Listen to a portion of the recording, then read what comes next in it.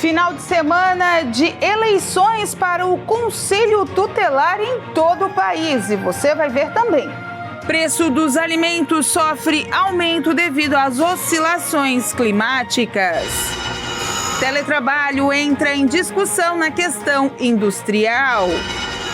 Adolescentes e celulares, o excesso deles pode estar causando doenças. Essas e outras notícias você acompanha a partir de agora aqui no Informe Região.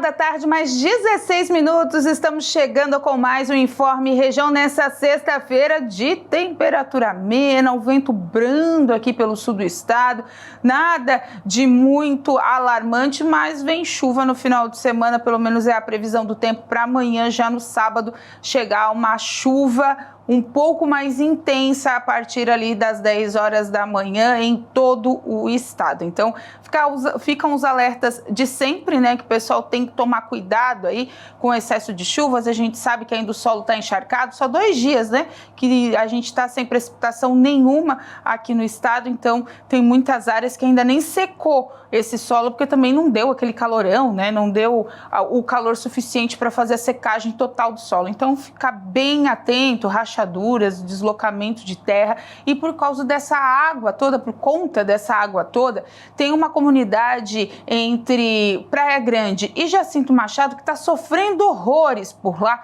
que é na SC 108. Hoje pela manhã eles fizeram uma manifestação por volta de umas 3 horas com agricultores, pessoal da comunidade, enfim, que usa essa rodovia. O que acontece por lá? A SC 108 começou uma obra de recapeamento, de pavimentação, de deixar ela bonitinha e transitável, pelo menos para os moradores, porque ela liga 2 municípios, né, de extrema importância para deslocamento de crianças em ônibus escolares, enfim. E o que acontece? Chegou em janeiro, sumiu o novo governo, a empresa que estava lá não quis mais o dinheiro, subiu o material e pronto, a obra parou. E nesse obra parou, quem está sofrendo é a comunidade, com atoleiro, com lama, porque o pior de começar a obra é deixar ela no começo. É só mexer na terra, não colocar uma camadinha, nada. E aí o que acontece? Vira barro. Então os caminhões estão atolando, os agricultores não conseguem sair com as suas produções de arroz. É um local onde tem uma das maiores produções de arroz do extremo sul do estado. Então assim, está todo mundo fazendo essa mobilização. Portanto, hoje eles fizeram a paralisação dessa SC, tiveram lá cerca de 150 pessoas.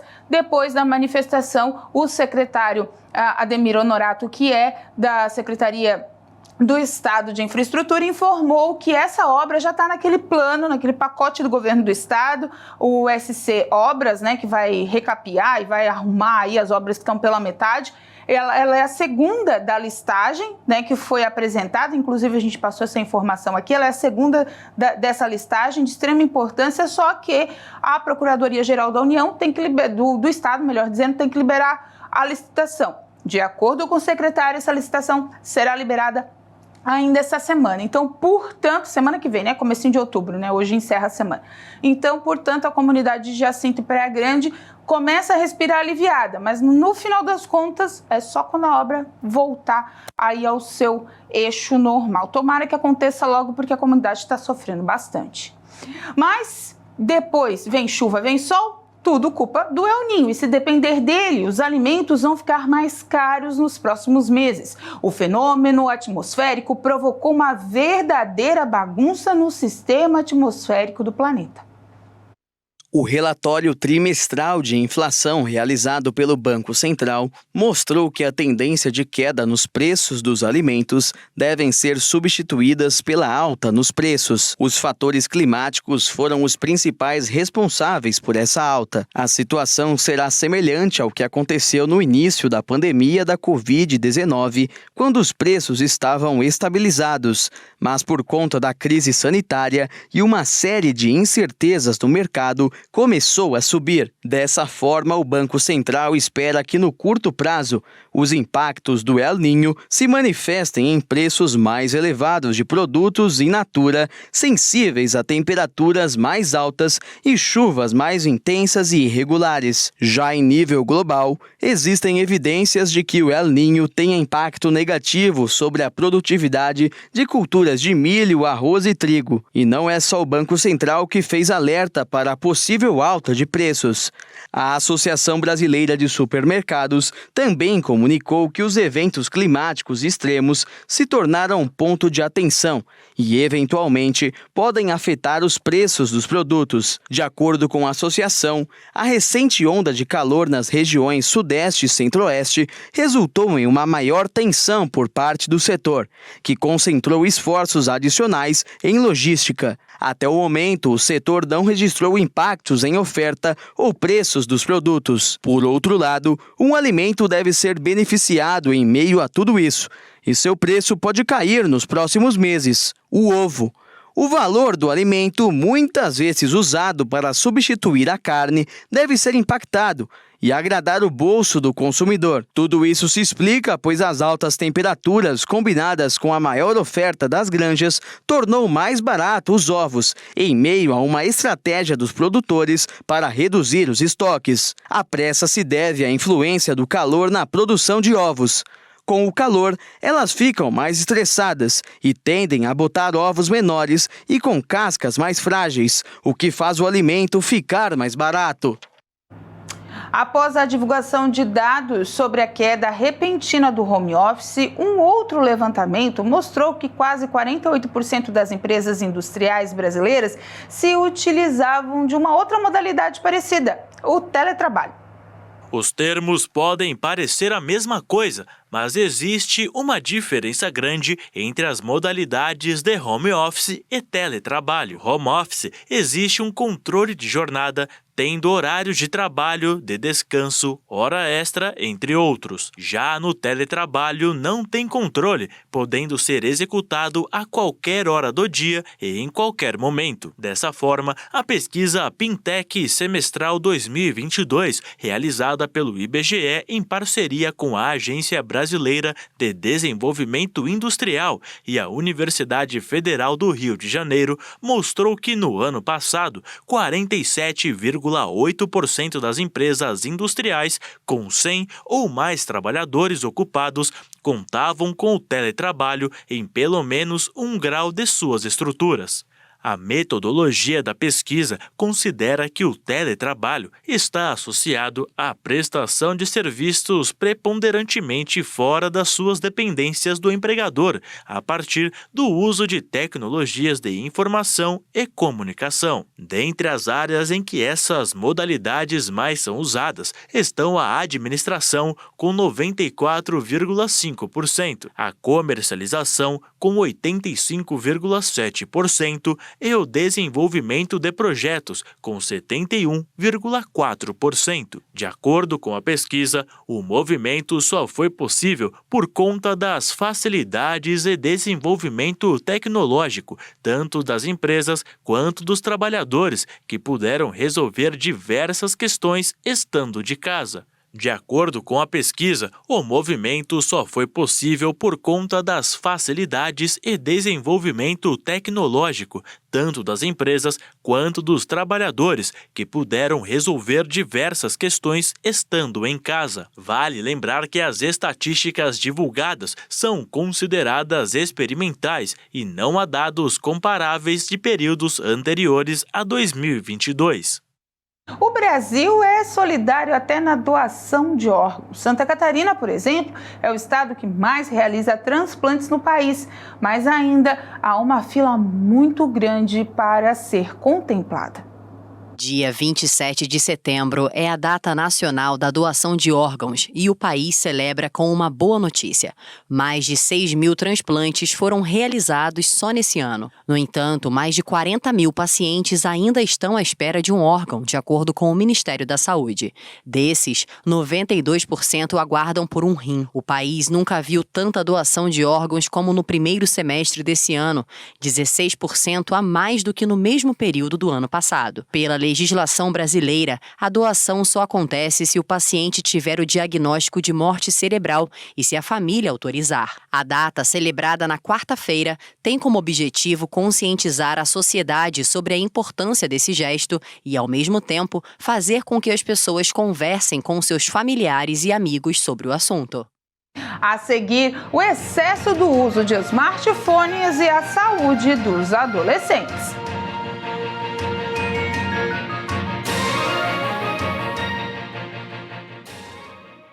O jejum é muito importante, meus irmãos. Falando em jejum, Deus me deu uma inspiração. Vou entrar aqui numa questão, tá? Sábado que vem, dia 30, sábado que vem.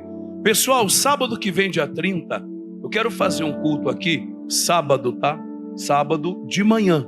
Quero fazer uma oração e um culto às 8 horas da manhã. Guarda isso no teu coração. Será o jejum dos vencedores. Sábado, dia 30, 8 horas da manhã. Quem entendeu? Vai ser muito lindo, tá? Eu vou estar em consagração, em jejum. Isso aqui, pessoal, é para a pessoa que entende que está precisando de entrar a fundo numa batalha espiritual para romper alguma barreira em sua vida. Causa na justiça, empresa, casta de demônio que está sobre a vida de algum familiar, que Jesus falou, né? Certas castas de demônio só saem por meio do jejum e da oração. Sábado que vem, dia 30, 8 horas da manhã, eu quero fazer um culto, é um culto objetivo, tá? Vai ser um culto em jejum, em consagração. E eu vou até o meio-dia. Eu vou das 6 da manhã até o meio-dia em jejum. Então os que vierem no culto já se estabeleçam e venham em consagração. Pode ser das 6, das 7 ali. Eu vou começar às 6 horas da manhã. Até o meio-dia não vou comer nada de jeito nenhum. Estarei na presença de Deus para orar. Meu irmão, a gente tem que partir para cima. É o nosso tempo. Se a gente não fizer, aí a gente fica para trás. Ficou claro, meus irmãos? Sábado, 8 da manhã. Mas pastor, domingo já tem culto. Domingo é outro dia. Outro dia. Um dia de cada vez, tá? Sábado vai ser uma bênção, vai ser o culto do jejum dos vencedores. E eu quero muita gente aqui sábado que vem, às 8 horas da manhã comigo, tá? Vai ter nada, vai ter a oração e a palavra, porque vai estar todo mundo em jejum. Vai vir na fé, jejuar com o pastor, ouvir a palavra, orar e ir para casa com a bênção. Quem entendeu?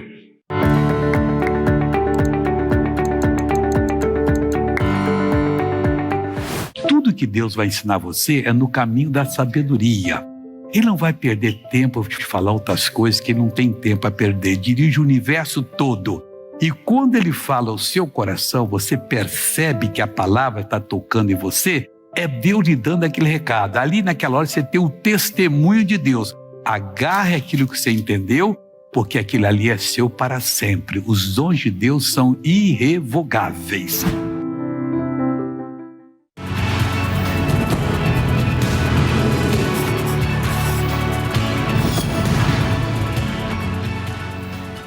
Olá, minha amiga Mulher que Vence, me chamo Ivanete Santos, estou passando por aqui para ministrar uma palavra ao teu coração. Uma palavra curta, um versículo curto, objetivo, mas que fala muito ao nosso coração, onde está lá em 1 Coríntios 15:57. Diz assim a santa palavra de Deus: mas agradecemos a Deus que tem nos dado vitória por meio do nosso Senhor Jesus Cristo. Amém, Jesus? Ao levantar-se de manhã, agradeça a Deus por mais um dia, pelo sol que brilha. Amém, Jesus? Seja grato em todo tempo ao Senhor. Nós sempre temos por lição momentos difíceis e os momentos de vitórias em agradecimento. Amém, Jesus? Fica aqui o meu abraço e até o nosso próximo vídeo.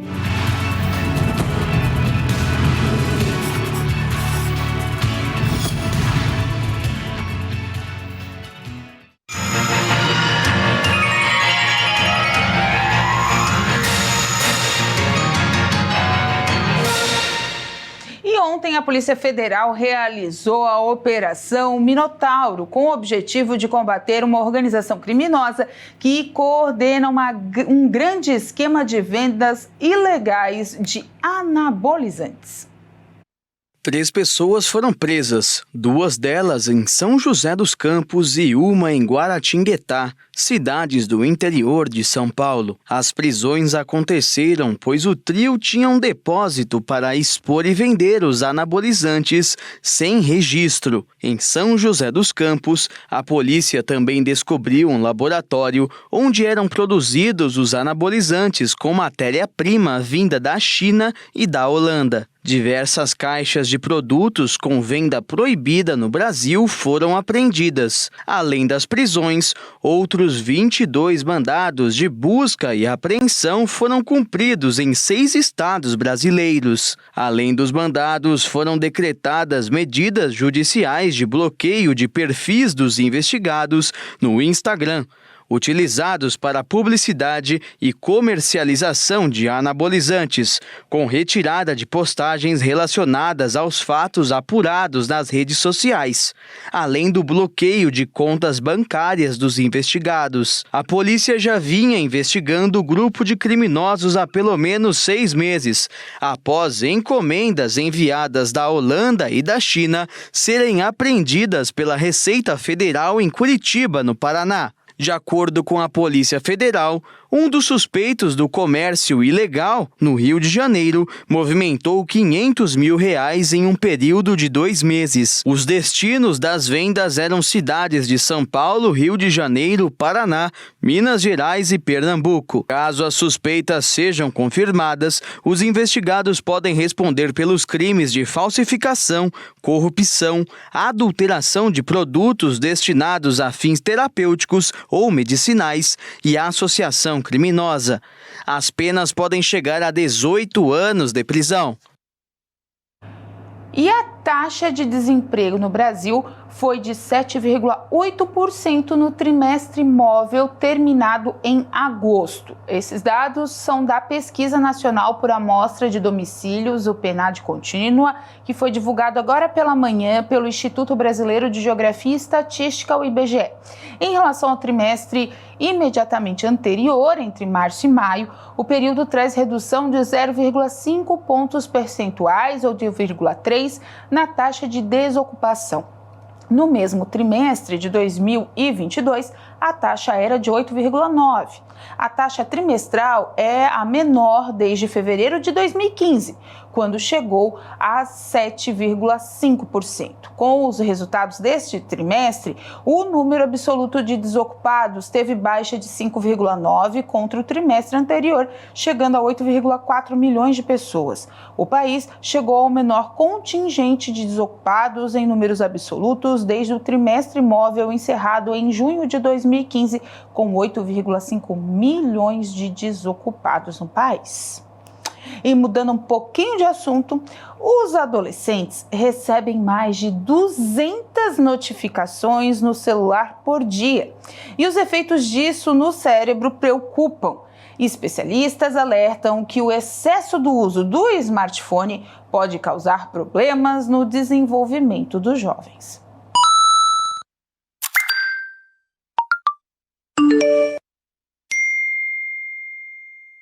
Você provavelmente conhece esses sons.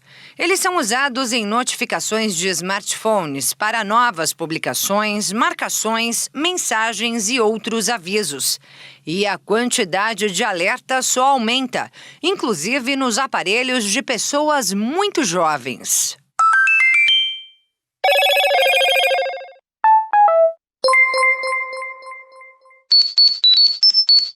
Um estudo divulgado pela organização Common Sense Media revelou que crianças e adolescentes entre 11 e 17 anos de idade recebem no celular quase 240 notificações por dia.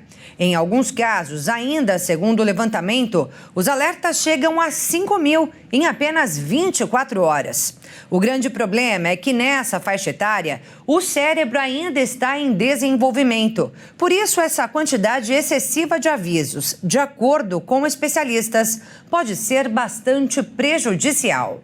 Quando existe um excesso de informações, e principalmente o que a gente chama na área da imagética e da psicanálise de informação vazia, ao invés disso facilitar a manipulação do conhecimento, isso vai dificultar, porque exige uma seleção, uma triagem, que acaba implicando numa exaustão do potencial da gente, do jovem no caso, de metabolizar aquelas que têm algum valor para a sua formação. O doutor em psicologia diz que as telas podem afetar a memória, a capacidade cognitiva e a atenção dos jovens, especialmente na escola.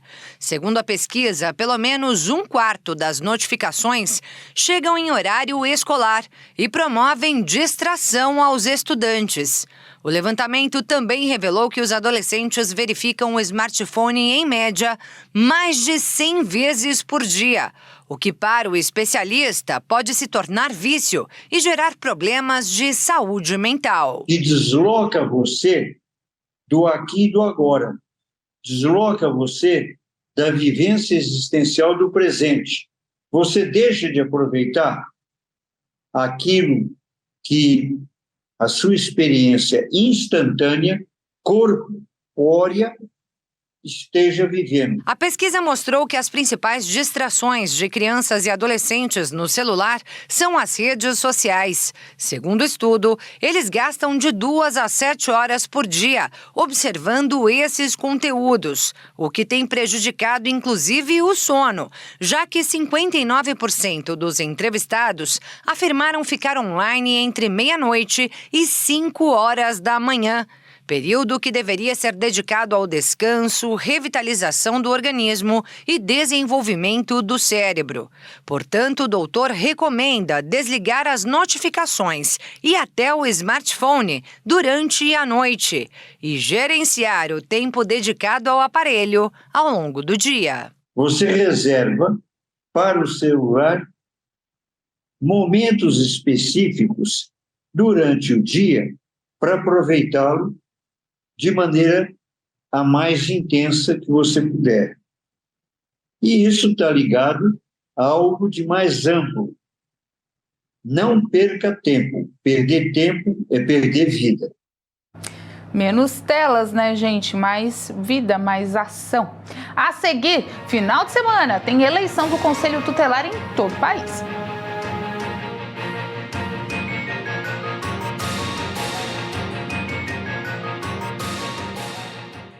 O jejum é muito importante, meus irmãos.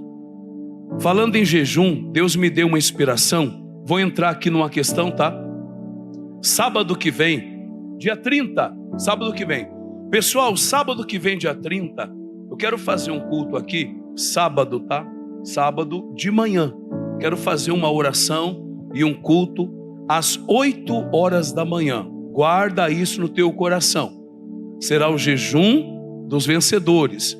Sábado, dia 30, 8 horas da manhã. Quem entendeu? Vai ser muito lindo, tá? Eu vou estar em consagração, em jejum. Isso aqui, pessoal, é para a pessoa que entende que está precisando de entrar a fundo numa batalha espiritual para romper alguma barreira em sua vida. Causa na justiça, empresa, casta de demônio que está sobre a vida de algum familiar, que Jesus falou, né? Certas castas de demônio só saem por meio do jejum e da oração. Sábado que vem, dia 30, 8 horas da manhã, eu quero fazer um culto, é um culto objetivo, tá? Vai ser um culto em jejum, em consagração. E eu vou até o meio-dia. Eu vou das 6 da manhã até o meio-dia em jejum. Então os que vierem no culto já se estabeleçam e venham em consagração. Pode ser das 6, das 7 ali. Eu vou começar às 6 horas da manhã. Até o meio-dia não vou comer nada, de jeito nenhum. Estarei na presença de Deus para orar. Meu irmão, a gente tem que partir para cima. É o nosso tempo. Se a gente não fizer, aí a gente fica para trás. Ficou claro, meus irmãos? Sábado, 8 da manhã. Mas pastor, domingo já tem culto. Domingo é outro dia. Outro dia.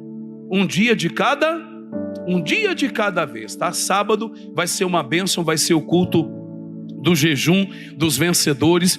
E eu quero muito muita gente aqui sábado que vem, às 8 horas da manhã comigo, tá? Vai ter nada, vai ter a oração e a palavra, porque vai estar todo mundo em jejum. Vai vir na fé, jejuar com o pastor, ouvir a palavra, orar e ir para casa com a bênção. Quem entendeu? Quiz Sabedoria. Como se chamava a mãe de João Batista? Opção A, Isabel. Opção B, Abigail. Opção C, Sara. Opção D, Madalena.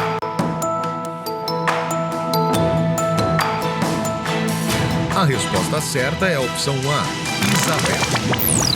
Isabel era parente de Maria, a mãe de Jesus. Isabel era esposa de Zacarias e ambos eram pessoas justas e tementes a Deus. De acordo com o relato bíblico, Isabel era idosa e estéril, mas milagrosamente concebeu um filho em sua velhice. Esse filho era João Batista, o precursor de Jesus Cristo. Quiz Sabedoria.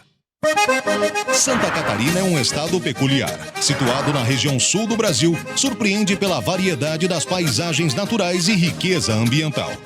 O povo catarinense é alegre e hospitaleiro, resultado de uma mescla de 23 etnias bem distintas, que apresentam costumes e festas animadas. No centro de Florianópolis, você acompanha as reuniões na Igreja da Graça de Deus, que fica na Rua Arce Preste Paiva, 135.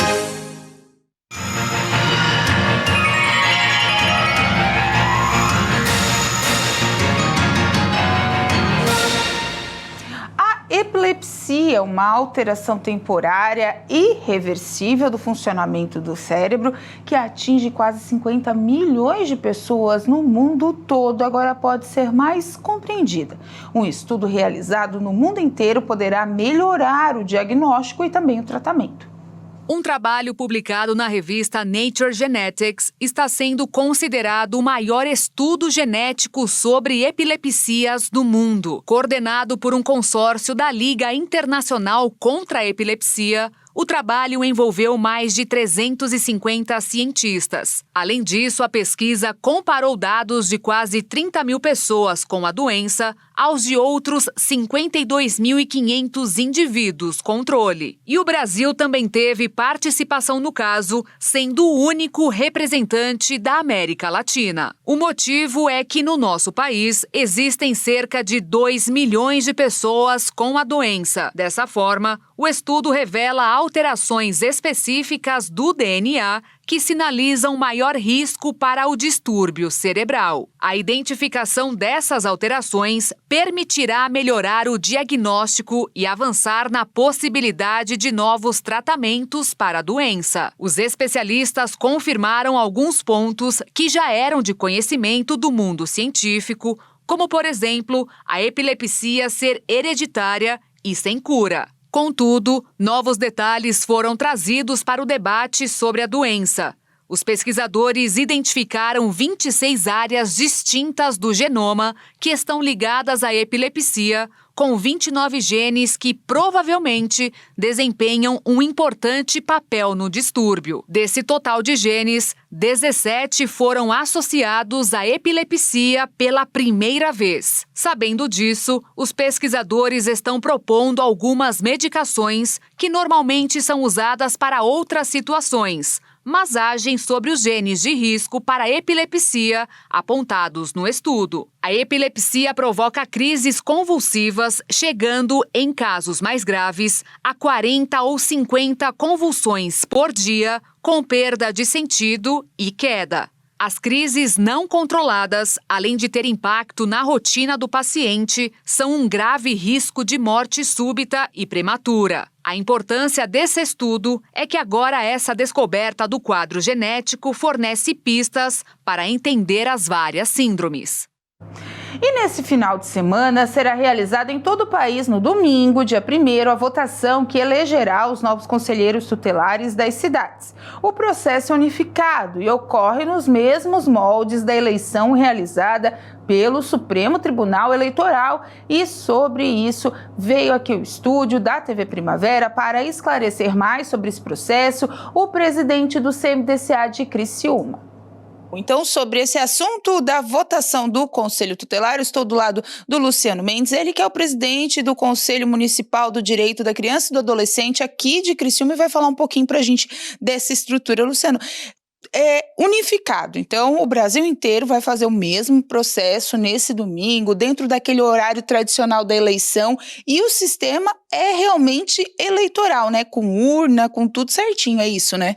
Sim, Michele, a gente está aqui hoje em Criciúma, acho que saiu um pouco na vanguarda, acho que Criciúma tem esse aspecto de sempre sair na frente de algumas coisas. Esse ano a eleição do Conselho Tutelar, ela vai acontecer no mesmo horário das eleições normais, das 8 às 17, né, sem intervalo de almoço, sem nada disso, no ginásio Irmão Valmir Ors, né, que são 19 urnas, né, que vão estar prontas para serem votadas.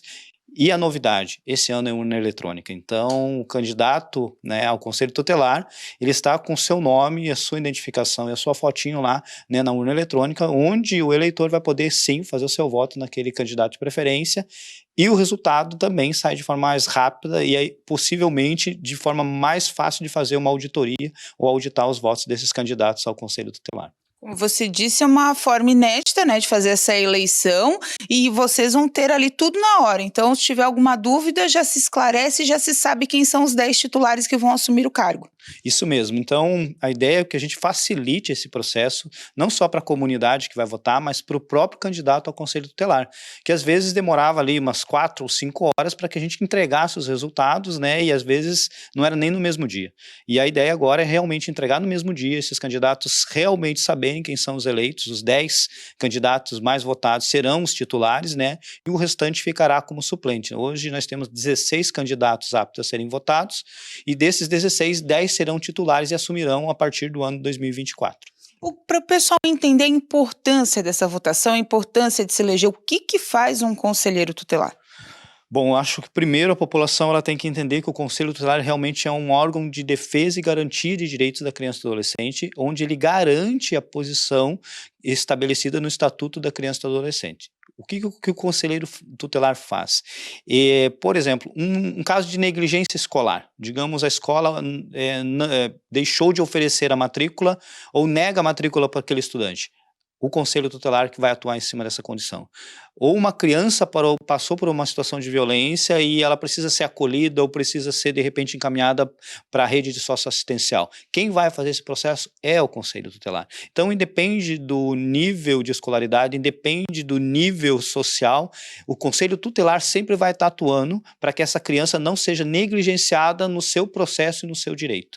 Muitas vezes a gente condena, né, o Estatuto da Criança e do Adolescente, mas o Estatuto foi criado e o Conselho Tutelar foi criado justamente para evitar excessos.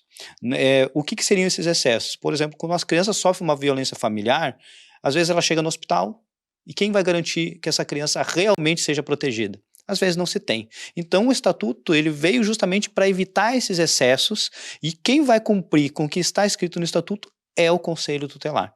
E o Conselho Tutelar ele não tem o poder de justiça, ele cumpre com a determinação judicial. Então ele não tira a criança do seu lar, ele não tira a criança da sua família, ele não vai fazer investigação sobre nenhum ato criminoso. O Conselho Tutelar está lá para proteger a criança, para garantir que essa criança, né, não passe por situações vexatórias ou pior ainda, né, seja cometido por algum outro tipo de violência. Quando a gente fala criança e adolescente, né, para deixar bem claro, o adolescente é até 17 anos? Isso mesmo, 17 anos e 11 meses, né? A gente faz essa caracterização porque após os 11 meses ele completa, né, a sua maioridade ali de 18 anos. Então tá certo. Alguma dica só pro pessoal ir, né, que a gente tá pedindo, fazendo esse apelo em todas as cidades, né, porque todas vão ter, vá lá, faça a sua votação, mas alguma dica? Tem que levar algum documento específico, algo que as pessoas não possam esquecer para cumprir o seu direito de voto, Luciano? Isso mesmo. Primeiro, tem que levar um documento com foto, certo? Tem que ter um documento com foto. Lá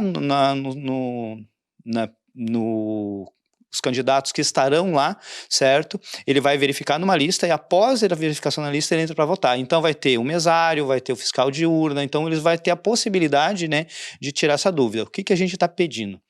A gente sabe que a população gosta muito de ir aos parques aqui, e o Parque Altair Guide é muito próximo do ginásio de esportes. Então, leve um documento com foto, vai lá, verifique as listas e vá fazer o seu voto, né? O domingo é muito importante que a população esteja conosco para poder eleger conselheiros realmente comprometidos com a causa da criança e do adolescente e que faça a garantia desse direito, né, baseado no estatuto. E só lembrando, né, como o Luciano é presidente do conselho, então ele pode falar com propriedade, é lei eleitoral, não tem história de voto, de favorecimento, de carona, nada, é tudo lei eleitoral.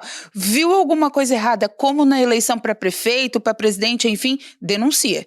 Isso mesmo, a população tem que ter consciência do seguinte, viu alguma irregularidade, ou se o candidato percebeu que está sendo prejudicado por, de repente, algum fator econômico, alguém que tenha mais recurso, outro menos recurso, tudo aquilo que for feito, boca de urna, abordagem na rua, isso é considerado, né, crime eleitoral. Ele vai ter a sua candidatura impugnada e ele não poderá assumir a sua cadeira caso ele cometa alguma dessas infrações, né, no ato da eleição. Então tá certo, tá aí as informações por parte do Luciano Mendes, ele que é o presidente do Conselho da Criança Municipal da Criança e do Adolescente aqui de Criciúma, dando essas informações que servem para todos os municípios. Você de Sombrio, Araranguá, Meleiro, Turvo, tudo vai ter a eleição neste domingo. Aqui no extremo sul, Criciúma, Siderópolis e Orleans vão ter essa eleição feita através da urna eletrônica. Os demais municípios vão fazer ali na cédula. Alguns municípios, o Luciano me explicou, como são menores, bem pequenininhos, eles acabam fazendo por aclamação, o pessoal que está ali acaba votando e tal, resolvendo. Então, assim, cada município tem as suas características, mas todos acontecem sem nenhuma sombra de dúvida neste domingo. E cada um tem o seu número também de conselheiros aptos a estarem exercendo os cargos. Então, depois que eles são eleitos, ainda eles passam por um treinamento. Se nesse treinamento eles faltarem ou não forem aptos ali também, vai ser no chamado quem ficou na suplência. Então, portanto, não é um cargo só eleitoral. Foi lá, votou, venceu e ficou. Não, tem uma série ainda de etapas para cumprir, para assumir efetivamente o cargo de conselheiro, que é de extrema responsabilidade, afinal a gente está falando de crianças e adolescentes. Gente, com essa informação a gente encerra o Informe Região desta sexta-feira e da semana. Lembrando para você que essas e outras notícias estão disponíveis para você nas nossas redes sociais, @TV Primavera no Instagram e no Facebook, e também no nosso canal do YouTube, /TV Primavera Criciúma. Eu volto a qualquer momento dentro da nossa programação. Às 2h da tarde tem o culto da Igreja Internacional da Graça de Deus, e às 4h, fechando a nossa programação com muita fé e esperança para você, a Hora da Graça. Fiquem com Deus, um bom final de semana. Se puder, vá votar rapidinho, leve o título de eleitor ou um documento com foto, faça o seu ato de cidadania e até segunda-feira. Um abraço, tchau!